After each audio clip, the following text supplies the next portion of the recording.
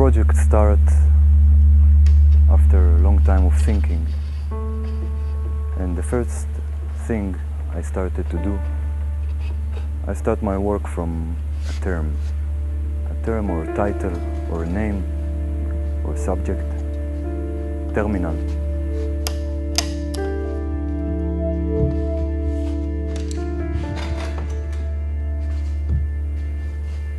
Terminal, it's a place, it's a station.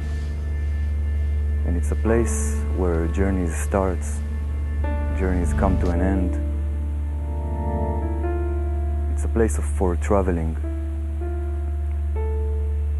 It's a meeting point for journeys.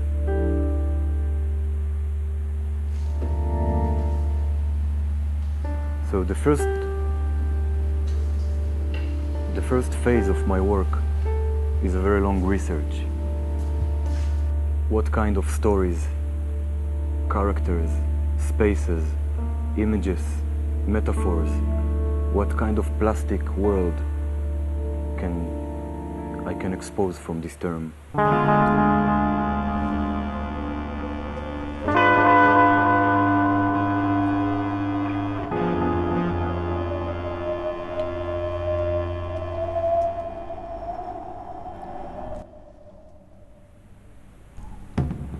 All my characters are travelers. And if I'm trying to map my characters, I can put them on scale. One side of the scale will be objects, and the other side of the scale will be people.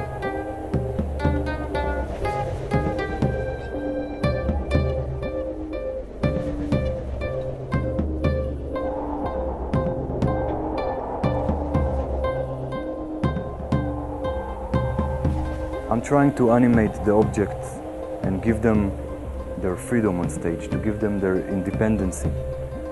And on the other hand, all the people that we see are not real people.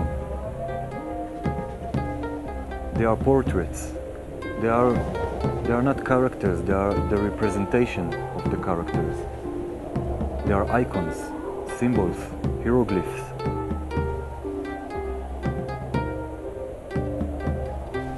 They are somewhere between people and objects.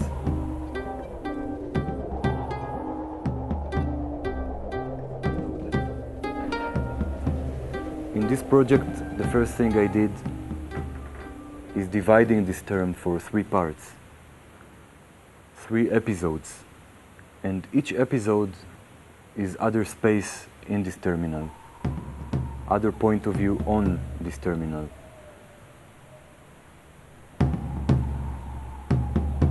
Stephen Hawking is our tour guide in this terminal. When Stephen Hawking was 21, he was diagnosed as having ALS. The doctors gave him 2.5 years to live.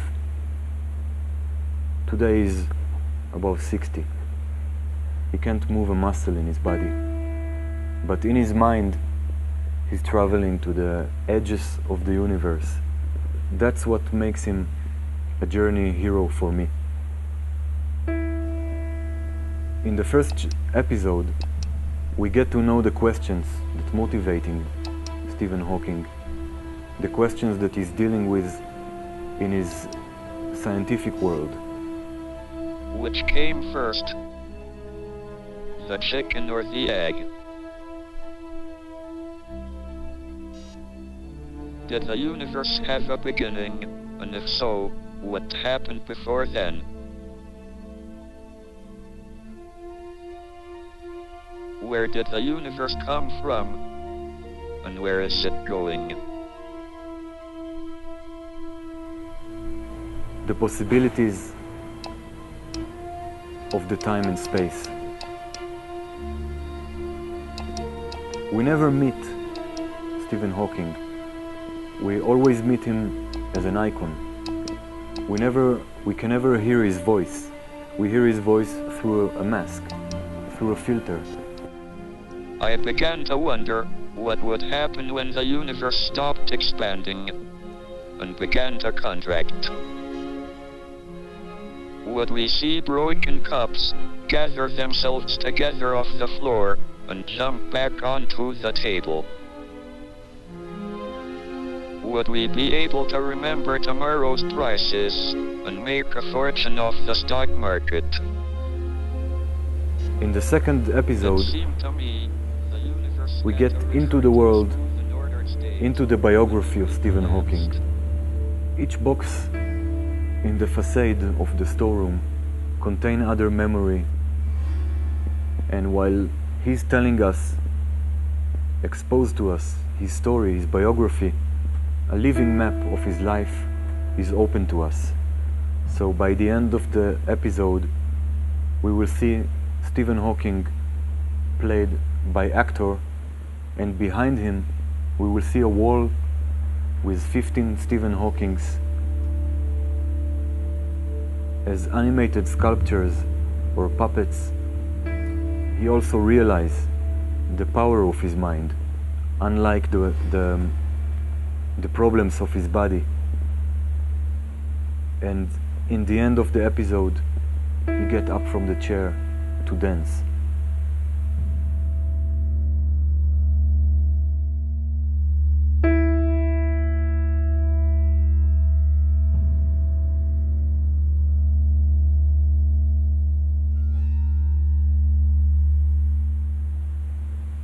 The third episode is the quay, the platforms, the place from which we leave the terminal and go out for the journey.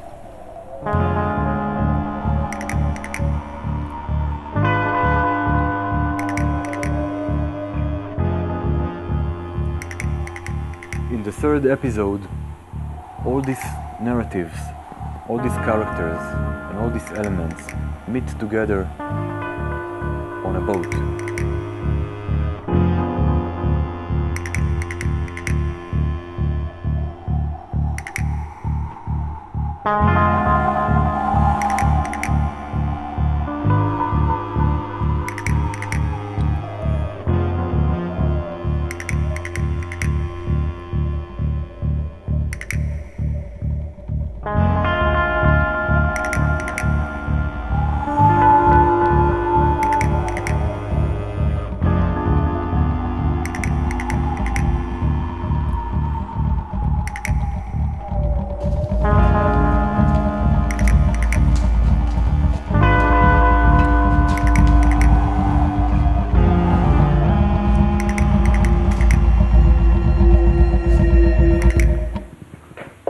This is Felucca.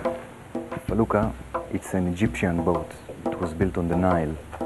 And she was brought to Israel, to the Sea of Galilee, for making sailings on the Sea of Galilee with the aesthetics of Jesus' time. Since then, as you can see, she goes through a lot of winters and summers and was drowning, and they took her out of the water. And we brought her through the desert to Jerusalem.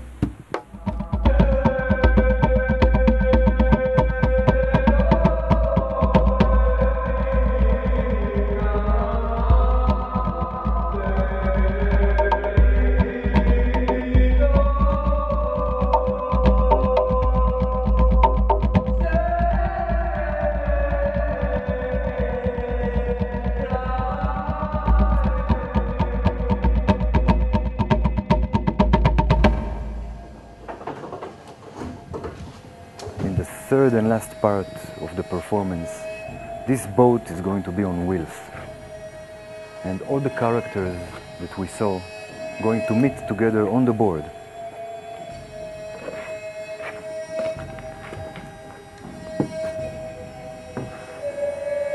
So in the end of the show, we see all the different narratives, the different characters meet together and becoming one image, one metaphor. With Hawking, with the three blind men, with Marco Polo, and the performance will end when the boat is sailing away and disappear from the eyes of the audience.